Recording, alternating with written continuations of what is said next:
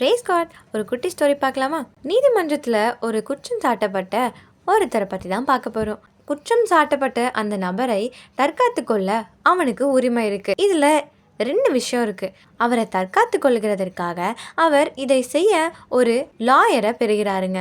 2வது, நீதிமன்றமே அவருக்காக ஒருவரை நியமிக்கிறது. இது அவரது குற்றமற்ற தன்மையை சரியாக பாதுகாக்க அவருக்கு ஒரு வாய்ப்பு. இதே போலதாங்க நாம் ஆண்டவருடைய வழிகளில் நேர்மையாக நடக்கும்போது அவர் நம்மை பாதுகாப்பதாக வாக்களிக்கிறாருங்க. ஏசாயா 50:7-9 கர்த்தராகிய ஆண்டவர் எனக்கு துணை செய்கிறார், ஆகையால் நான் வெட்கப்படேன்.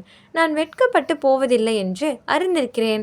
ஆதலால் என் முகத்தை கற்பாறையை போலாக்கினேன். இதோ கர்த்தராகிய ஆண்டவர் எனக்கு துணை செய்கிறார். என்னை ஆக்கினைக்குள்ளாக தீர்க்கிறவன் யார்?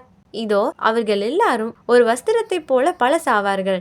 பொட்டுப்பூச்சி அவர்களை அரிக்கும். நம்முடைய எதிரியும் குற்றஞ்சாட்டுகிறவருமான சாத்தானுக்கு எதிராக ஆண்டவர் நம்மை பாதுகாக்க ஏசப்பாவை நமக்கு தந்தாருங்க.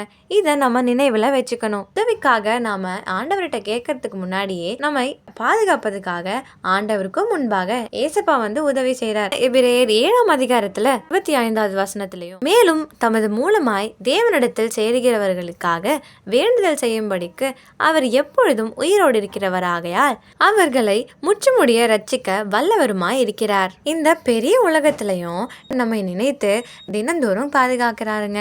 அதற்காக ஏசப்பாவுக்கு நன்றி சொல்லுங்க. God bless you.